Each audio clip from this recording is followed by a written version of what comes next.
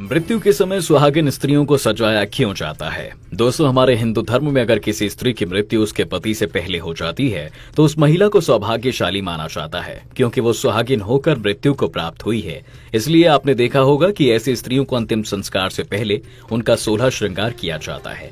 इसके बाद ही उसे घाट पर ले जाते हैं। पर क्या इसके पीछे की आपको वजह पता है? दरअसल इसके पीछे की वजह जानने के लिए आपको रामायण काल की एक कथा सुननी होगी।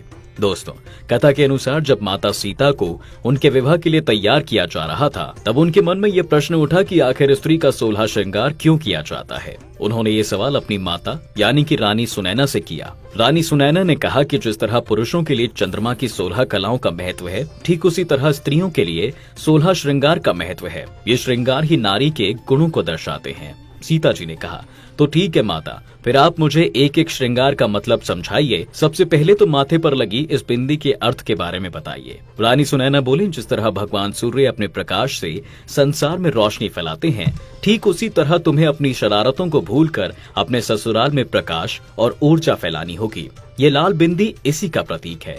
सीता जी ये सुनकर बहुत खुश हुई। उन्होंने पूछा, माँ, आंखों में काजल क्यों लगाते हैं और ये नाक में नथ पहनने का क्या मतलब होता है? सुनैना जी ने कहा, आंखों में काजल लगाने का मतलब है कि अब से तुम्हें आंखों में शर्म और शीतलता को धारण करना होगा। बड़े बुजुर्गों के सामने हमेशा अपनी आंखें नीचे करके बात करनी होगी। इसके अलावा ये तुम्हें बुरी नजर से भी बचाएगा। और रही बात नाक में नथ की, तो इसका अर्थ है कि अब तुम्हें अपने मन में लगाम लगानी होगी, क्योंकि नारी का मन कितना चंचल होता है ये बात किसी से छुपी नहीं है। इसलिए नथ तुम्हें हमेशा याद दिलाएगा कि मन के बहकावे में आकर तुम्हें भटकना नहीं है। इसके बाद सीता जी ने कहा, माँ, माथे पर लगे टीके का अर्थ क्या होता है, और साथ ही ये भी बताइए कि कानों में कर्णफूल किस बात का प्रतीक है। रानी माँ ने कहा, बेटी, ये टीका तुम्हारे ससुराल के यश और प्रतिष्ठा का प्रतीक होगा।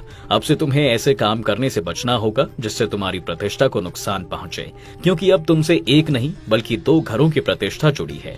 इसके साथ ही कानों में कर्णफूल तुम्हें हमेशा दूसरों की तारीफ सुनने के लिए उत्साहित करेंगे, और ये तुम्हें याद दिलाएंगे कि तुम्हें उन बातों को अनसुना कर देना है जो तुम्हारे और तुम्हारे परिवार के लिए खराब हो। फिर देवी सीता ने कहा, माँ, हाथों की उंगली में अंगूठी और पैरों की उंगली में बिछियां क्यों पहनते हैं?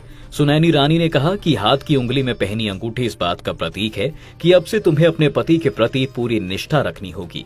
साथ ही तुम्हारे पति प्रेम को भी दर्शाएगी। और पैरों में पहनी जाने वाली बिछिया तुम्हें इस बात को याद दिलाती रहेगी कि तुम्हें छल कपट से दूर रहना है। सीता जी ने पूछा, तो पैरों में पायल का क्या मतलब होता है और हाथों के कड़े क्या कहते हैं? माँ बोली, पैरों की पायल घर की समृद्धि की निशानी होती है। इससे घर का सौभाग्य जुड़ा होता है।